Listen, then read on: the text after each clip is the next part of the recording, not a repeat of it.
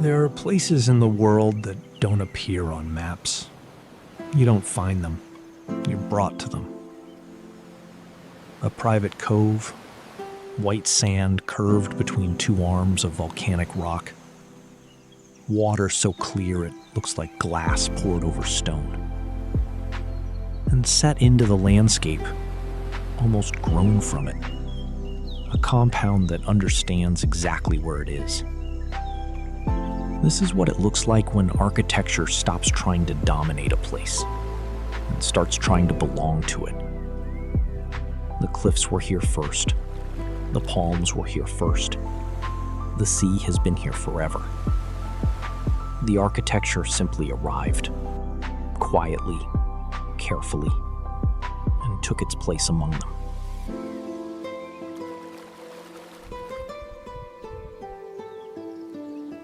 Look at what this place is made of. Teak, darkened by decades of sun and salt air. Riverstone pulled from the earth and stacked by hand. Carved timber panels that carry the weight of an old craft tradition. Lotus ponds fed by natural water, crossed by flat stone stepping paths worn smooth at the edges. None of this was fast to build. None of it was meant to be. There is a patience embedded in these materials, a sense that whoever designed this place understood that the best things take time, that beauty deepens with age, that a house built with this kind of care will still be beautiful in 50 years.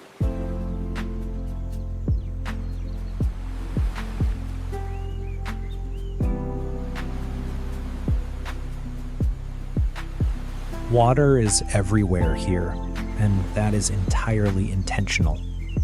It moves through the courtyards in long, still channels. It catches the light from above and throws it back against stone walls. It carries the sound of stillness, that particular quiet that only water creates when it has nowhere urgent to go. The planting follows the same logic. Nothing here is manicured or controlled.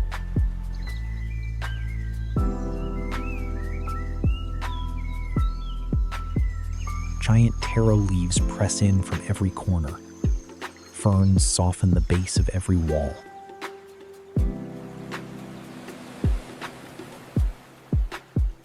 Palms grow where they want to grow. The landscape isn't maintained. It's in conversation.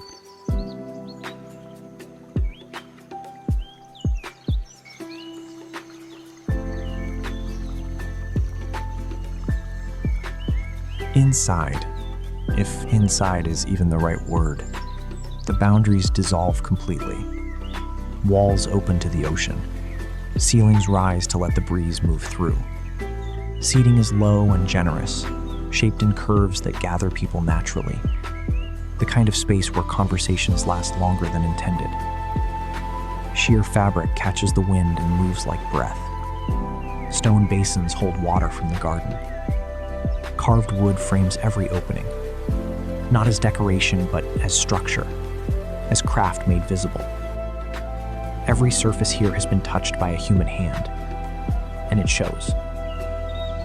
The sea is always present, through every gap in the timber screens, across every open terrace, in the salt on the air and the light that shifts all day as the sun moves across the water.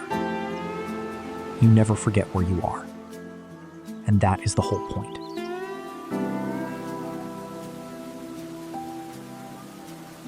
This place understands something that most don't. That true privacy isn't about walls. It's about being so far from everything ordinary that the outside world simply ceases to exist. That the most open spaces, sky above, sea ahead, stone around, can be the most sheltered. A bath carved from a single boulder. A shower open to the canopy. A bed dressed in white linen with nothing between it and the garden but a curtain of sheer fabric moving in the island air. These are not amenities. They're experiences, designed with the specific intention of making you feel something.